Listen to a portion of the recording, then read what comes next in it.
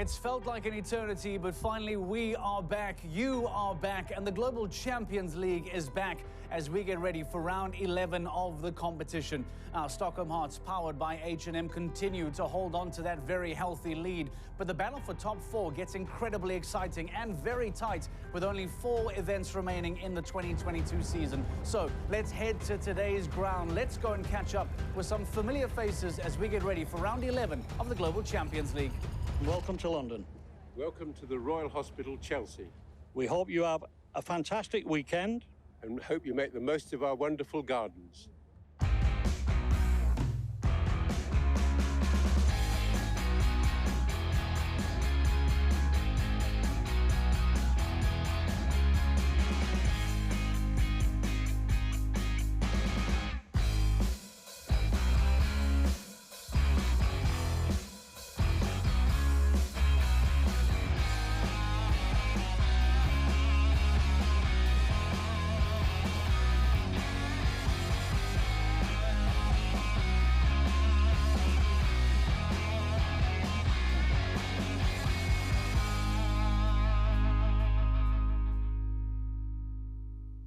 How wonderful it is to finally be back and get ready for Global Champions League action. And with just a handful of events remaining in the season, you wonder just how much work needs to be done, firstly, for the Stockholm Hearts, powered by H&M, to be crowned champions for 2022, and for those teams just behind him, the chasing pack, to try and make up as much ground as possible. The Stockholm Hearts have been the sensation of 2022 and will look to continue that wonderful, rich vein of form that we've seen this season. As far as today's lineup is concerned, Lily Atwood and Olivia Philipparts will be jumping in GCL round 1 today, and we'll look to continue in that rich vein of form. As we said, we'll look to continue building on that 30-point lead, and we'll look to continue to get closer and closer to their first ever title as a brand new team in the Global Champions League. Let's show you how the table looks and remind you just how much of an advantage the team holds over the rest.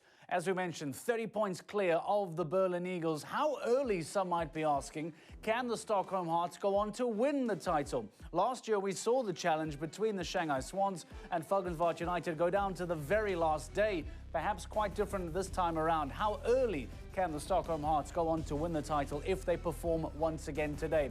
Prague Lions and Madrid in Motion make up the top 4, but take a look at how tight things are with Falkenwald United, Paris Panthers and the Hamburg Giants just a handful of points behind Madrid in Motion in 4th place. And because of that, it means that there is absolutely no room for error here. If any one of those teams in 4, 5, 6 and even 7 go on to slip up, well, there are major points to be made up for grabs today. So what is at stake in London? That will be the big question. And for the first time this weekend, we head to London and catch up with Fredrik de Backer. Fredrik, answer me that question. What is at stake this weekend in London? Well, hi, Mark. Well, there's actually a lot at stake here in London. This is the 10th stage of the season. We've had a summer break of about 6 weeks and only 5 stages left. But what makes this event special is that it's the start of another 3 back-to-back events. We've got London, we've got Valkenswaard, and then there's Rome coming up, all back-to-back. So team managers, team riders, and their owners need to have made the right decisions about the horses and the riders for these next 3 stages. Because if you look at the standings, it's actually quite tight in the top 8. Donald, okay, you can say that Stockholm Hearts, powered by H&M, they lead with 30 points. So they're pretty comfortable. Then there's Berlin Eagles, who sit somewhat in no man's land, 30 points behind the Hearts. And what is it? I think 13 points ahead of Prague Lions. But then from 3rd down to 5th, down to 8th, actually, it's all very compact. It's all very close. And they're all battling for a spot inside the top 4 that gives right to the semi-finals, straight into the semi-finals in Prague. If you're surfing on a good vibe, on a good wave, like Falkenswaard United or Shanghai Swans, who started the season poorly, but have now started to climb back, they have to continue on that wave and make it into top 4. On the other hand, if you look at a team like Hamburg Giants, they started really strong and then it went downhill. They have to turn the tide and try to make it back into top 4. And that's a little bit the battle for that entire top 8. For teams that are not in the top 8, you could say there's not so much at stake. For them, it's more about claiming individual results at all those individual stages, maybe getting their first podium, their first win of the season. And they will be stealing points away from those teams, the top 8 teams that are battling for the top 4 and for the championship. And that somehow, somewhat, is what is at stake here in London for the 11th stage of the season. All right, thank you very much, Frederik de Backer. We will catch back up with you again a little bit later on this afternoon and find out exactly what the course is looking like, what will be standing and lying in wait for the riders today in the London Ring. And speaking of the riders in the London Ring, we're now joined by the Shanghai Swans and Max Kuhne. Max, thank you very much for your time today. Looking very cool, the weather looking very good. How are you feeling ahead of Global Champions League Round 1? I feel great. We have fantastic weather here. I have a lot of sunshine in my face. That's why I wear the sunglasses. Yeah, I think we have perfect conditions. Now, Max, if I'm not mistaken, Shanghai Swans victors in 2021 in London. It is a happy hunting ground for you. Do you take positive memories out of last season? Yes, indeed. Last season we could win this class. I think we could win also with the class tomorrow, the combination of both. So I have very good team fellows here. Today it will be Christian and me competing for the Shanghai Swans, and Marlon is also here, so probably he will compete tomorrow. So strong riders and strong horses, and yeah, we will try to give our best to win again. Max, we know that you and Christian Allman are the backbone of this team, but you made good business by bringing in Marlon Zanatelli. Remind us what kind of rider he is and remind us what he can do for the Shanghai Swans if he does jump tomorrow. Yes, indeed, we are very happy that Marlon and also Martin Fuchs are joining us, the Shanghai Swans, for the second half of the team. And it was just a good moment. We could catch up and save Marlon for the second half of the team. He's a very strong rider with a lot of good horses, and he will compete in a lot of classes for us this season. And Max, have there been conversations around the top 4? I'm not sure if you've seen the numbers, how tight it is. There are very, very few points between the team in 4 all the way down to 8th or 9th already. It's getting very tight for you and for those competing for top 4. What has the conversation been from the Shanghai Swans to get into that top 4?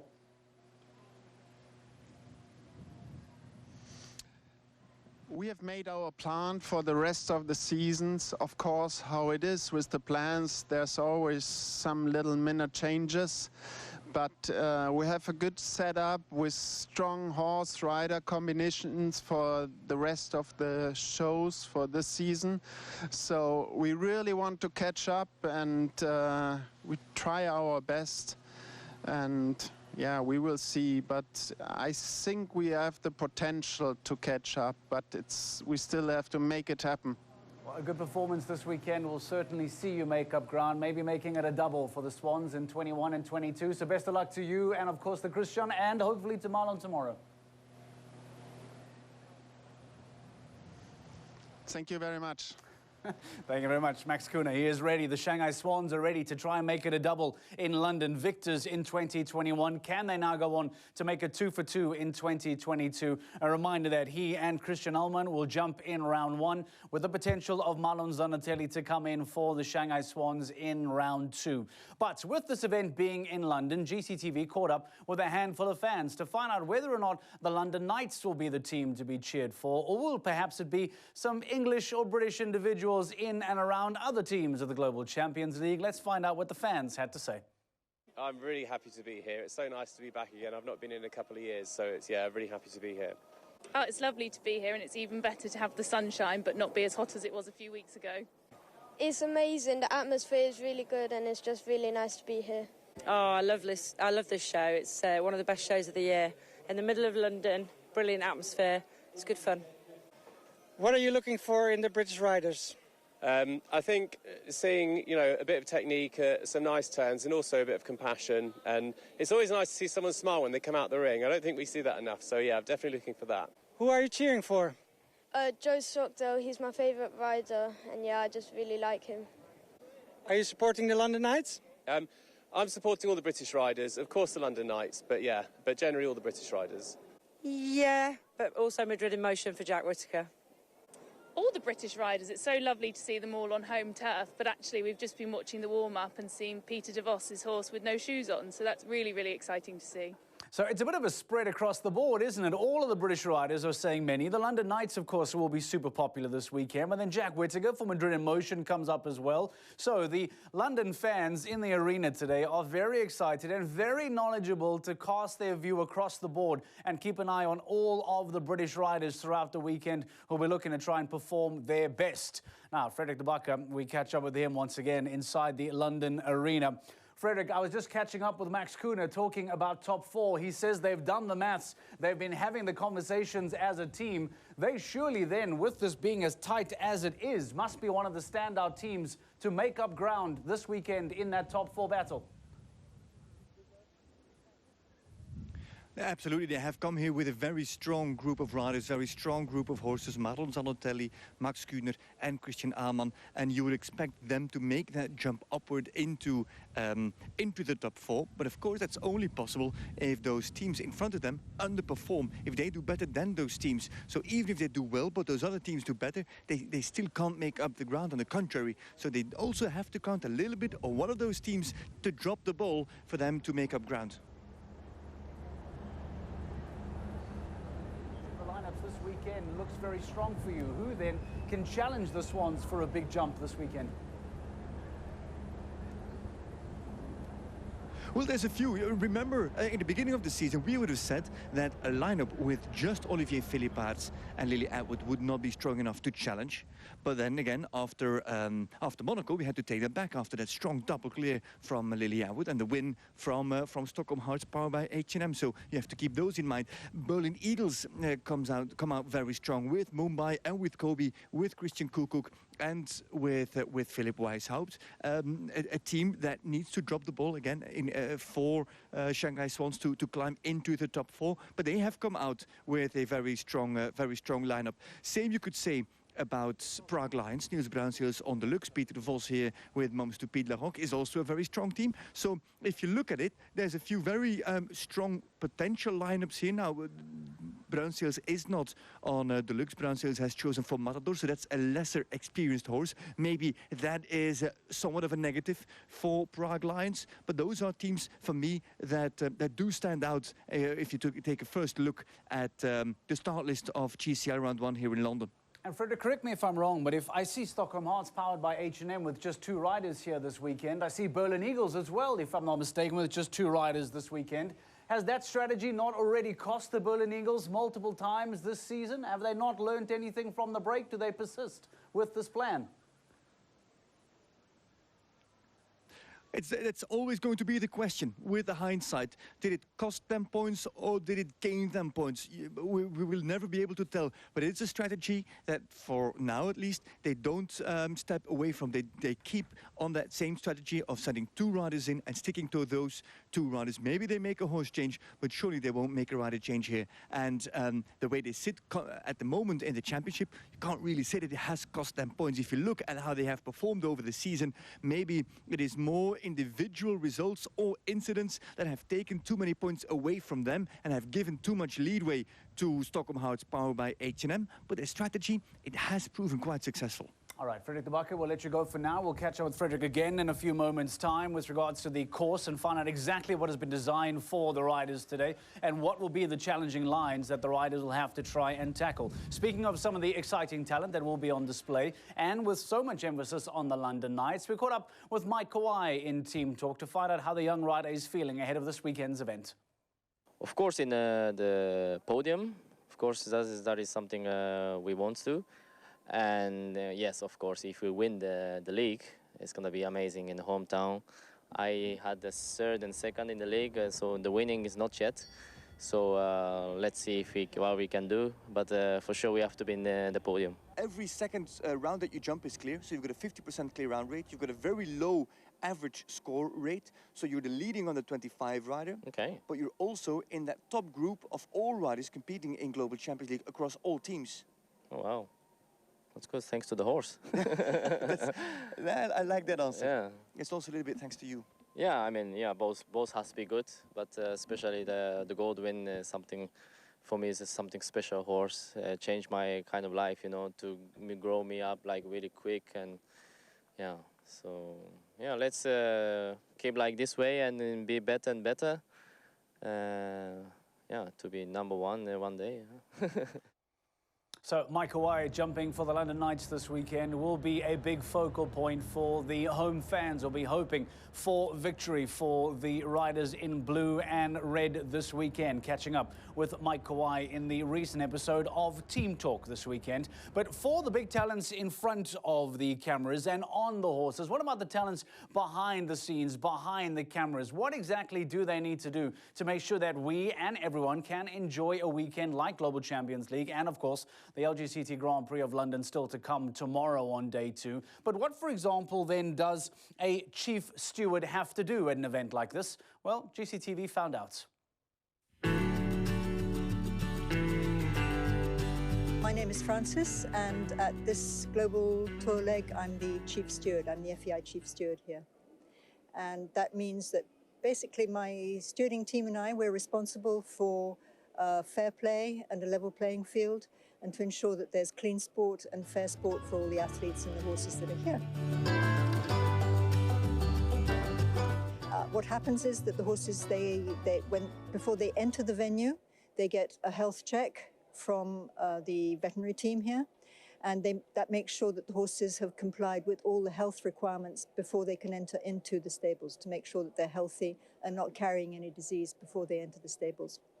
When they come to the horse inspection, they come with their documentation, their passports. The documents are checked to make sure that everything, the bureaucratic side of it is okay. It's really, the principal thing is to make sure that the horses are fit to compete, that they're in a physical condition that will enable them to compete well and to the best of their ability in the competitions. How many horses did you check? We had 92 5-star horses and something like 140 2-star horses, so about 250 horses.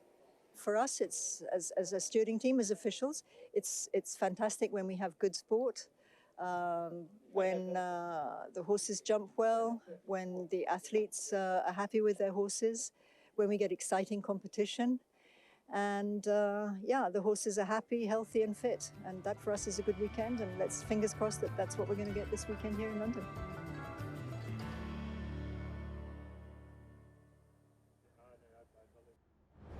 The horses are healthy, happy and fit. That is what we want. Chief Steward Frances Hesketh-Jones talking to GCTV and giving us some idea as to just how much work is being done behind the scenes to make sure that those horses are indeed healthy, happy and fit for this weekend's event. Well, we are standing by for stage 11 of the Global Champions League. In the 2022 season, Stockholm Hearts, powered by H&M, in a healthy position to charge down for the title. They are being chased, of course, by the Berlin Eagles, powered by Fundis Reifsport. And that battle for the top 4 between 4th and 8th gets incredibly tight, and there may be some real impactful moves over the upcoming 48 hours that would really dictate how that top 4 battle changes. But it will be dictated by what the course will allow this weekend. How will it play? How will it ride? Well, back to London we go. Frederik de Backer, over to you, the scientist, sir. This is now where you open up and give us what's inside your mind and what the course looks like. Tell us what is lying in wait for these riders in London this weekend.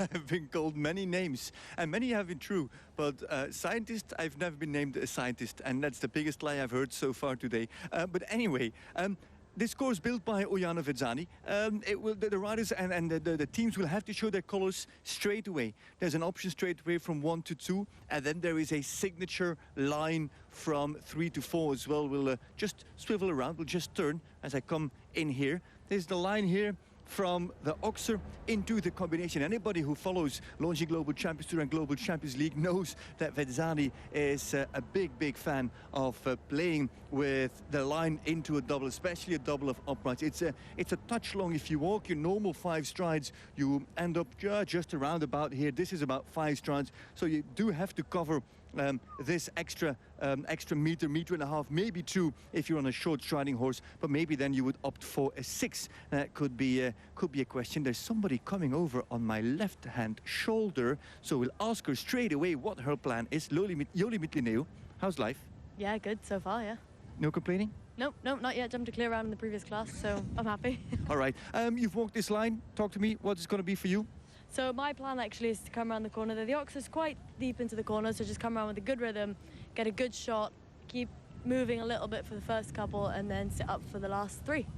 That makes it a slightly long 5 for you? It is. It's a little bit long for me. I mean, I'm sure for a big stride it probably won't be, but mine is quite adjustable, so I think it should be okay for him. In general, is that stride, if you canter around normally, is it a long or a normal stride or a short stride on Levis? He's really either or, but he's very responsive, so everything has to be very subtle. You know, if you pull too hard, you could end up on 3 extra strides. You know, so it has to be very kind of quiet movements, and he responds pretty well normally, so yeah. All right, I'll let you walk the rest of the course. Thanks. Good luck. Paris Panthers there, also climbing up on the leaderboard over those last few stages before the summer break. So slightly long 5. We had the option from 1 to 2. Then there is a rollback, and again there is an option. It's not a super fast course if you want to go around, but you can make it a very fast course if you wish. And out of the double combination, there's actually a potential inside turn in front of fence 12 that takes you here to this very skinny Oxer. You can see how narrow it is front to back rail. There's not much width between front and back rail. So Uljana Vezzani really giving the option to the riders to cut the corner, to not worry too much about the back rail on that Oxer. Then I think it's slightly on the outside 8 to fence 6, but you might find a few riders, if they're a little bit over ambitious, to land on the inside and find themselves way too deep on those 8 strides to fence 6, and then even jump out of the line. So if you come on the inside, you're going to jump out to the next turn, so you might better go a little bit wider, take your time up to fence 6, and then jump into the next turn, which leads again to kind of a, how do you call it, a mirror or similar parallel combination from the other side. It is then a double of Oxers with 2 strides in between, and then, and that's important, it's pushing for the Oxer, slightly long inside, pushing for the second Oxer, and then it is not so long from 7B to fence 8. So that's a little bit of a waiting game there, a little bit holding. Then it goes, then there's quite a good run from fence 10 all the way around here to the double, and then there's again an option over there to the other side at fence 12. So there's a little bit of everything in this round. If you don't get your rhythm right from the beginning, you will find yourself maybe stuck for the speed and stuck for the pace. If you're ambitious to get a good pace, but you can't find your rhythm out of the turn to fence 1, and you have to ride that extra stride, and you can't really get nice and clean into the double with that inside turn, all of a sudden you will find yourself already 3-4 seconds behind on the rest of the field. And okay, it's only round 1, Mark. We cannot forget it's only round 1, and round 1 decides on the running order, the starting order of round 2, so the pace isn't super important. But anyway, if all the teams land on the same number of points, the same penalties, then again, of course, you want that faster time, so you're later to go in the GCL round 2 on Saturday. So it's not overly big, it's not overly difficult, but he has made it really interesting. If we have only clears and 4s, then the time will be decisive, and for that time he has made some very interesting parts and some interesting turns and lines in this course. Frederick de Backer, thank you very much. We'll let you get up to your commentary booth. He will be standing by, getting ready to bring you round 1 of the Global Champions League. And as he points out, it still is only round 1. A lot of show jumping to come over the next 48 hours. But stay with us here on GCTV. Falkensvaart United will be the first team out the gate for Global Champions League round 1 today. Stay with us here as the jumping comes next.